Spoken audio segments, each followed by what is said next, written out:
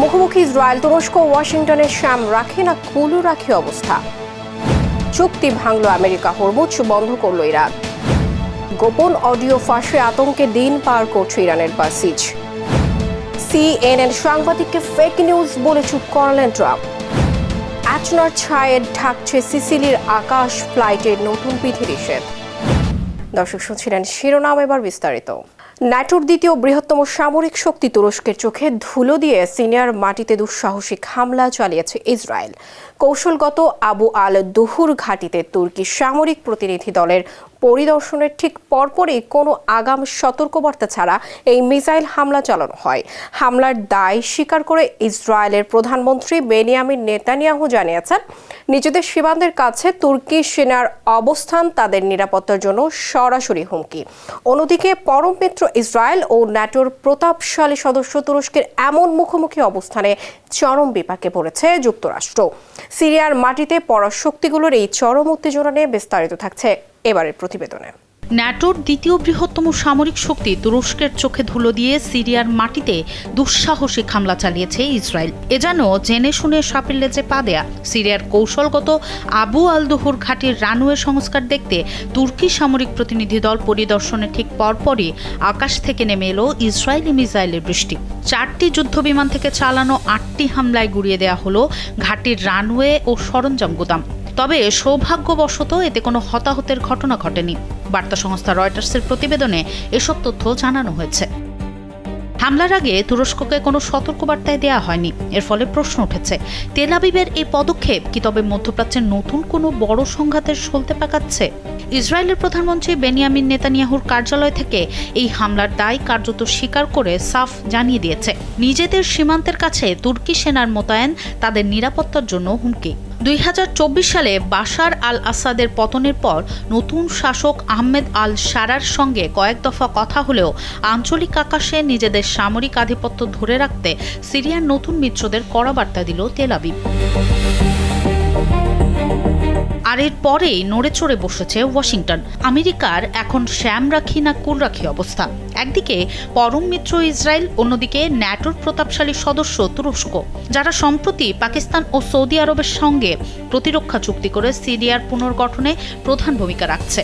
রয়টার্সকে দেওয়া সাক্ষাৎকারে সিরিয়া বিষয়ক মার্কিন বিশেষ দূত টম ব্যারাক এই পরিস্থিতি ভয়াবহতা তুলে ধরে জানান, উড়ে আসা বিমান দেখে তুরস্ক পাল্টা সামরিক পদক্ষেপ নেয়ার প্রস্তুতি নিতে পারত। শেষ মুহূর্তে ঠান্ডা মাথার সিদ্ধান্তে রক্তগঙ্গা এড়ানো গেলেও ভবিষ্যতে এমন দুর্ঘটনাবশত সংঘাত ঠেকানোই এখন বড় চ্যালেঞ্জ। তাই যুক্তরাষ্ট্র এখন ইসরায়েল, তুরস্ক ও সিরিয়ার মধ্যে একটি শক্তিশালী ডিকনফ্লিকশন বা সংঘাত এড়ানোর সমন্বয় ব্যবস্থা গড়ে তুলতে মরিয়া হয়ে উঠেছে। মার্কিন দূতের মতে শত শত মিলিয়ন ডলারের ভয়াবহ সামরিক সংঘাতের চেয়ে এ ধরনের সরাসরি যোগাযোগ ব্যবস্থায় বিনিয়োগ করা অনেক বেশি কার্যকর ও কম ব্যয়বহুল। 2024 সালে বাশার আল আসাদ উৎখাত হওয়ার পর নতুন প্রেসিডেন্ট আহমেদ আল শারার হাত ধরে পুনর্গঠিত হচ্ছে সিরিয়া, যেখানে প্রধান ছায়া হয়ে পাশে দাঁড়াচ্ছে আঙ্কারা। কিন্তু আসাদ পরবর্তী এই নতুন সিরিয়াকে ঘোর সন্দেহের চোখে দেখছে ইসরায়েল। তাদের স্পষ্ট কথা, নিজের সীমান্ত নিরাপত্তা রক্ষায় তারা কাউকেই ছাড় দেবে না। এখন দেখার বিষয়, ওয়াশিংটনের এই কূটনীতি মধ্যপ্রাচ্যের এই বারুদের স্তূপকে কতটা শান্ত রাখতে পারে। সনম সিদ্দিকী, কালবেলা। গত জুড়ে হওয়া ঐতিহাসিক ইসলামাবাদ সমঝোতার শর্ত ভঙ্গ করে নিষেধাজ্ঞা বহাল রেখেছে যুক্তরাষ্ট্র। আর এর কড়া জবাবে তেহরান সাফ জানিয়ে দিয়েছে, মার্কিন অবরোধ ও তেলের ওপর থেকে নিষেধাজ্ঞা সম্পূর্ণ প্রত্যাহার না হওয়া পর্যন্ত বিশ্ব অর্থনীতির মূল ধমনী হরমুজ প্রণালী কোনোভাবেই উন্মুক্ত করা হবে না।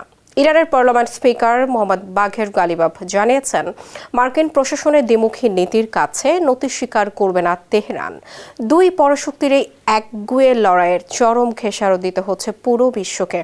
হরমুজ প্রণালীর নিয়ন্ত্রণ নিয়ে যুক্তরাষ্ট্র ইরান দ্বন্দ্ব ও বিশ্ব অর্থনীতিতে এর ভয়াবহ প্রভাব নিয়ে বিস্তারিত থাকছে এবারের প্রতিবেদনে। কথা দিয়ে কথা না রাখা ওয়াশিংটনের পুরনো অভ্যাস, আর সেই পুরনো চাল চেলেই এবার পুরো বিশ্বকে এক অভূতপূর্ব অর্থনৈতিক সংকটের মুখে ফেলে দিয়েছে তারা। 17 জুনের ঐতিহাসিক ইসলামাবাদ সমঝোতার স্মারক অনুযায়ী নিষেধাজ্ঞা তোলার স্পষ্ট প্রতিশ্রুতি থাকলেও তা বাতাসে উড়িয়ে দিয়েছে যুক্তরাষ্ট্র।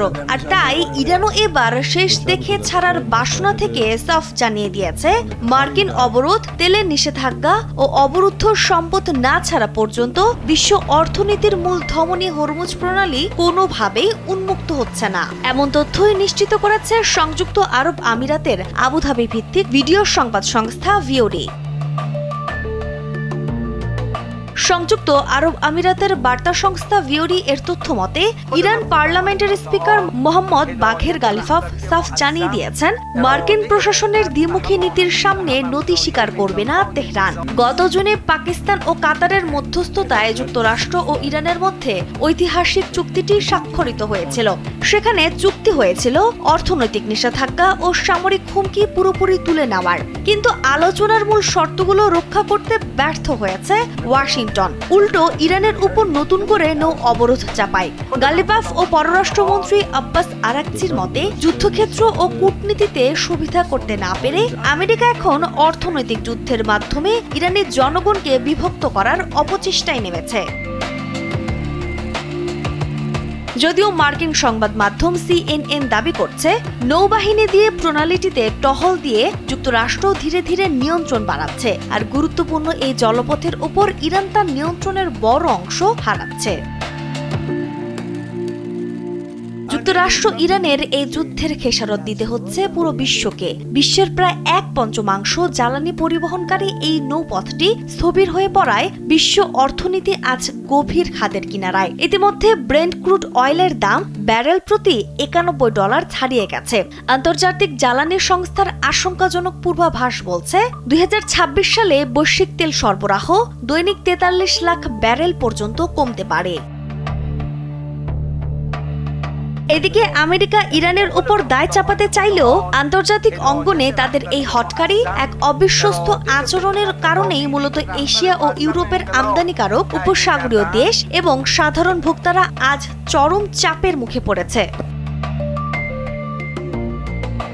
চুক্তি না মেনে ওয়াশিংটনের এই পেশিশক্তি প্রদর্শনের রাজনীতি শেষ পর্যন্ত বৈশ্বিক অর্থনীতিতে যে দাবানল চালাচ্ছে, তা থেকে আমেরিকা নিজেও সুরক্ষিত থাকবে না বলে মনে করছেন সমরবিদরা। গত কয়েক মাসে ইরান ও যুক্তরাষ্ট্র উভয় পক্ষই হরমুজের উপর নিজেদের নিয়ন্ত্রণ প্রতিষ্ঠার দাবি করেছে। দুই দেশের পরস্পর বিরোধী বক্তব্যে এ নিয়ে যথেষ্ট বিভ্রান্তি ও সংশয় তৈরি হয়েছে। নাজমুন্নাহার উসবা, কালবেলা। যুক্তরাজ্য ভিত্তিক সংবাদ মাধ্যম ইরান ইন্টারন্যাশনালে ফাঁস হওয়া এক গোপন অডিওতে ইরানের আধা সামরিক বাহিনী বা সিজিএর ভেতরে চরম আতঙ্ক ও ফাটলের চিত্র প্রকাশ্যে এসেছে। কৃত্রিম বুদ্ধিমত্তা বা স্মার্টফোন প্রযুক্তির মাধ্যমে নিজেদের পরিচয় ফাঁস এবং গুপ্ত হত্যার ভয়ে তীব্র মনস্তাত্ত্বিক চাপে ভুগছেন বাহিনীর সদস্যরা। পরিস্থিতি সামাল দিতে সাধারণ মানুষের পাশাপাশি নিজ স্বজনদের ওপরও কড়া নজরদারির নির্দেশ দেওয়া হয়েছে। এছাড়া জ্বালানির মূল্য বৃদ্ধি সহ পুঞ্জীভূত ক্ষোভের জেরে ইরানে অচিরেই বড় ধরনের সহিংস গণ আন্দোলন শুরু হতে পারে বলে ওই বৈঠকে সতর্ক করা হয়। এআই আতঙ্ক এবং নতুন বিক্ষোভের শঙ্কায় রাষ্ট্রপন্থী এই বাহিনীর এমন বেহাল দশা প্রমাণ করে যে ইরানের শাসন কাঠামো ও অভ্যন্তরীণ নিরাপত্তা এরই মধ্যে বড় ধরনের ফাটল ধরেছে। বিস্তারিত এবারের রিপোর্টে। যুক্তরাজ্য ভিত্তিক সংবাদ মাধ্যম ইরান ইন্টারন্যাশনাল এ ফাঁস হওয়া এক গোপন অডিও রেকর্ডিংয়ে ইরানের শক্তিশালী আধা সামরিক বাহিনী বাসিজ এর ভেতরের চরম ভীতি, অবিশ্বাস ও নিরাপত্তার বড় ধরনের ফাটল প্রকাশ্যে এসেছে। তেহরানের পাকদাসতে আয়োজিত এক রুদ্ধদ্বার বৈঠকে এই অডিও থেকে স্পষ্ট, নতুন করে গণবিক্ষোভের আশঙ্কা এবং অনলাইনে নিজস্ব পরিচয় ফাঁস হয়ে যাওয়ার ভয়ে তীব্র মনস্তাত্ত্বিক চাপে ভুগছে রাষ্ট্রপন্থী এই বাহিনীটি।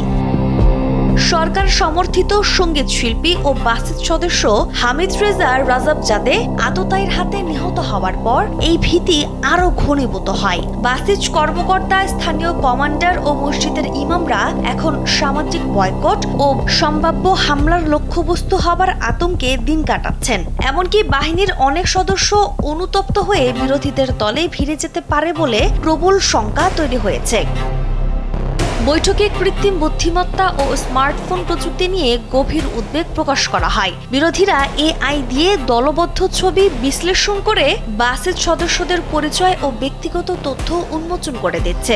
চ্যাটজিপিটি বা স্মার্টফোনের মাধ্যমে আড়ি পাতা হচ্ছে বলেও ধারণা করা হচ্ছে। অন্যদিকে ইনস্টাগ্রাম, হোয়াটসঅ্যাপ বা টেলিগ্রাম ব্লক করলেও ভিপিএন ব্যবহার করে 81% ইরানি ইন্টারনেট ব্যবহার করছেন। বাসেজ কর্মকর্তাদের দাবি, বিদেশি সংস্থাগুলো এই সুযোগে তরুণদের প্রভাবিত করছে। পরিস্থিতি সামাল দিতে সাইবার কর্মীদের, পাকদাসদের, সাধারণ অধিবাসীদের পাশাপাশি নিজ স্বজনদের উপরও কড়া নজরদারি ও তথ্য জমা দেওয়ার নির্দেশ দেওয়া হয়েছে। বৈঠকে উপস্থিত শাহবাজি নামের এক ব্যক্তি ও আইআরডিসি কর্মকর্তা সতর্ক করেন, মানুষের ক্ষোভ এখনো কমেনি। বিশেষ করে জ্বালানি মূল্য বৃদ্ধি এবং পুঞ্জীভূত ক্ষোভের কারণে অদূর ভবিষ্যতে দেশের আবার চরম সহিংস গণ আন্দোলন শুরু হতে পারে।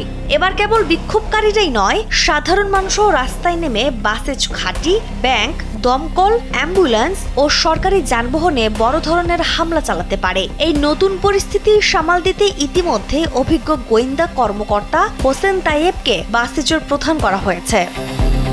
ইরানের শাসন কাঠামো কঠোর হাতে আন্দোলন দমানোর চেষ্টা করলেও ফাঁস হওয়া এই অডিও প্রমাণ করে তাদের অভ্যন্তরীণ নিরাপত্তায় বড় ধরনের ফাটল ধরেছে। বাইরের বিক্ষোভের আশঙ্কার পাশাপাশি রাষ্ট্রপন্থী বাহিনীর ভেতরেও ভবিষ্যৎ অস্থিরতা নিয়ে গভীর দুশ্চিন্তা তৈরি হয়েছে এবং তাদের আত্মবিশ্বাস এখন একেবারেই তলানিতে এসে ঠেকেছে। নাজমুন নাহার উসবা, কালবেলা। দক্ষিণ কোরিয়ার সঙ্গে মার্কিন সামরিক মহড়া কমানোর সিদ্ধান্তে প্রশ্ন করায় সিএনএন এর সাংবাদিককে ফেক রিপোর্টার বলে ধমক দিয়েছেন মার্কিন প্রেসিডেন্ট ডোনাল্ড ট্রাম্প। সাংবাদিকের প্রশ্নে তীব্র মেজাজ হারিয়ে প্রকাশ্যে তাকে বারবার চুপ থাকতে নির্দেশ দেন তিনি। ট্রাম্পের দাবি, উত্তর কোরিয়ার শীর্ষ নেতা কিম জং উন তাকে সম্মান করেন এবং পদক্ষেপে বিশ্ব আরও নিরাপদ হবে। সাংবাদিকদের ওপর ট্রাম্পের এমন প্রকাশ্য ক্ষোভ এবং কোরিয়া উপদ্বীপে তার এই নতুন চাল বিশ্ব রাজনীতিতে কী ধরনের প্রভাব ফেলবে, বিস্তারিত থাকছে এবারের প্রতিবেদনে। সিএনএন এর সাংবাদিককে এক হাতে নিলেন মার্কিন প্রেসিডেন্ট ডোনাল্ড ট্রাম্প। দক্ষিণ কোরিয়ার সঙ্গে যুক্তরাষ্ট্রের সামরিক মহড়া কমানোর সিদ্ধান্ত নিয়ে প্রশ্ন করায় সিএনএন এর সাংবাদিক ক্রিস্টেন হোমসকে ধমক দিয়েছেন মার্কিন প্রেসিডেন্ট ডোনাল্ড ট্রাম্প। এমন তথ্যই নিশ্চিত করেছে সংযুক্ত আরব আমিরাতের আবুধাবি ভিত্তিক ভিডিও সংবাদ সংস্থা ভিউরি। সোমবারের ভাষণে সাংবাদিকের এমন প্রশ্নে রেগে যান তিনি। তাকে ফেক রিপোর্টার বলার পাশাপাশি বারবার চুপ থাকতে বলেনও তিনি দাবি করেন কিম জং উন তাকে সম্মান করেন এবং এই পদক্ষেপে বিশ্ব আরও নিরাপদ হবে। বিশ্লেষকদের মতে উত্তর কোরিয়ার সাথে ভালো সম্পর্ক রেখে কূটনৈতিক ফায়দা লুটতেই ট্রাম্পের এই কৌশল। সামরিক মহড়া কমালে কিম খুশি হবেন, যা দুই দেশের মধ্যে আলোচনার পথ খুলবে। এতে দীর্ঘদিনের বন্ধু দক্ষিণ কোরিয়া নিজেদের নিরাপত্তা নিয়ে শঙ্কায় পড়তে পারে। নিজের গোপন কৌশল ফাঁস হওয়ার ভয়ে তিনি সাংবাদিককে অভদ্র বলে ধমক দেন বলে মনে করেছেন আন্তর্জাতিক বিশ্লেষকরা। সাংবাদিককে জনসমক্ষে এমন অপমান এবং কোরীয় উপদ্বীপে ট্রাম্পের এই নতুন চাল বিশ্ব রাজনীতিতে সামনে কোন নতুন ঝড় তুলবে, সেটাই এখন দেখার বিষয়। ইতালির সিসিলি দ্বীপের সক্রিয় আগ্নেয়গিরি মাউন্ট এটনা থেকে নির্গত ঘন ছাই ও ধোঁয়ায় কাতানিয়া বিমানবন্দরে ফ্লাইট চলাচলে নতুন বিধিনিষেধ জারি করা হয়েছে। এর মাঝে এটনা নিষিদ্ধ এলাকায় পাহাড়ের হাঁটার সময় বজ্রপাতে এক তরুণ আমেরিকান পর্যটকের মর্মান্তিক মৃত্যু হয়েছে বলে জানিয়েছেন মার্কিন বার্তা সংস্থা এপি। এদিকে জ্বালামুখ থেকে ছাইয়ের মেঘ ছড়িয়ে পড়ায় আকাশসীমার দুটি অংশ বন্ধ রেখে সীমিত পরিসরে ফ্লাইট পরিচালনার নির্দেশ দিয়েছে বিমানবন্দর কর্তৃপক্ষ। মাউন্ট এটনার নতুন করে অগ্নুৎপাত ও সিসিলির আকাশপথে সৃষ্টি হওয়া এই অচলাবস্থার বিস্তারিত থাকছে এবারের প্রতিবেদনে। ইতালির সিসিলি দ্বীপে আবারও ছাই আর ধোঁয়ার মেঘ।